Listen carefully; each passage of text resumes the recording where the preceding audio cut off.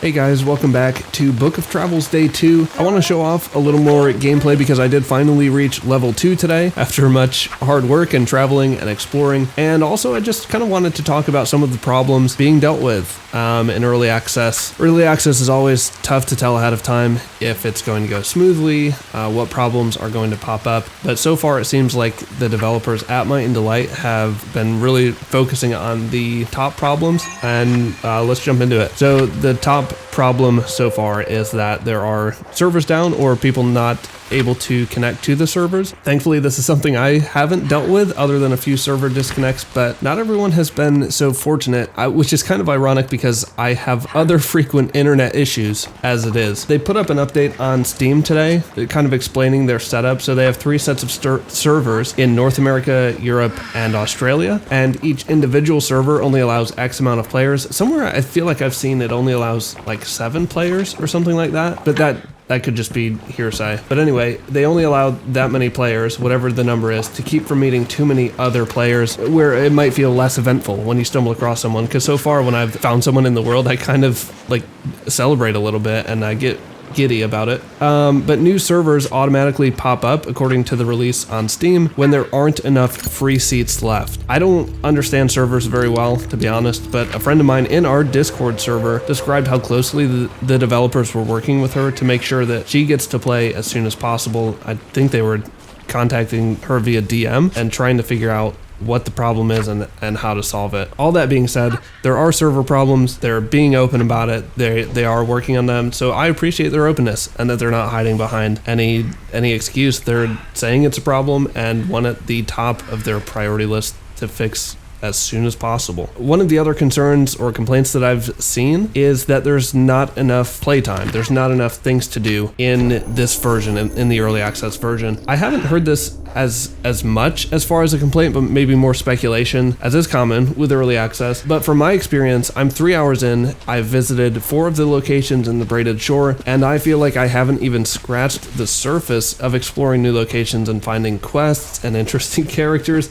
I think the exploration system contributes to there being much more playtime, as there aren't objective markers or kind of a constant mini-map or even a directional arrow, but you can place your own markers and write on them on the area maps. These can't be viewed from an overall Braided Shore map, however, so it is recommended to keep a notebook or journal with notes and quests in that. Think of Morrowind's quest system, where the game wrote the journal for you, but you still had to flip back through it to keep up with individual quests. This is a little more time consuming because you have to write the journal yourself, but if you're like me and you're here for the chill environment and occasionally trying to make friends, then I don't think you'll run out of things to do anytime soon. In fact, I've been hearing from several players in the Might and Delight Discord, some have upwards of 15 hours and are still traveling and enjoying their time. You might say, okay, 2 days in, how do they have 15 hours? Certain players had access a week before launch, and certain content creators too.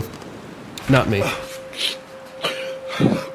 But anyway, so the devs have made it pretty clear that the reward of the game is found in the journey and in exploring, in taking your time and finding the small rewards like a hidden teapot here or a funny side quest there. If you're looking for an RPG that you can blaze through and optimize your character as quickly as possible using strategy guides, Book of Travels probably isn't for you. And then the third thing that I've heard a lot about is the troublesome communication between other players. So this is a concern that I've heard on a couple YouTube videos, including my own, which I put up yesterday. It uses a symbol system without an in-game chat client, so you can never be 100% certain of what the other person is saying and how they're perceiving what you're saying. I likened it to arriving in a foreign country without any knowledge of the language and then trying my best to intuit meaning and convey my own meaning in conversations through body language and nonverbal communication. It's said that 90% of communication is nonverbal, although that typically includes kind of bigger things like body language and facial expressions. But I find the communication in Book of Travels to be a fascinating puzzle. Is this person asking for help? Are they looking for a missing gear?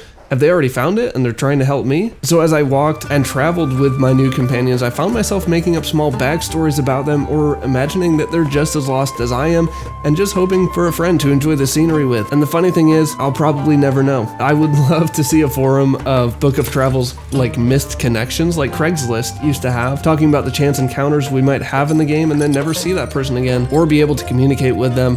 but I think the symbolic communication is actually a big plus to the game and sets it apart in a good way. Again, guys, these are all my opinions, and while I'm enjoying the game, it will not be everyone's cup of tea. Although, I would encourage you, if you're still here on day 2, wondering if you should play it or not, I'd encourage you to go for it and be part of the journey as the Braided Shore comes more alive and continues to grow over the years. If you have any questions or comments, I'd love to hear them down in the comments below, and if you're playing Book of Travels and want to meet others playing, or want to see if your questions or concerns have already been answered, I'll leave a link to the Book of Travels Discord server below. Check out this video on the left for one of my favorite games this year, or watch the playlist on the right for 10 great indies from every month. See you on the other side.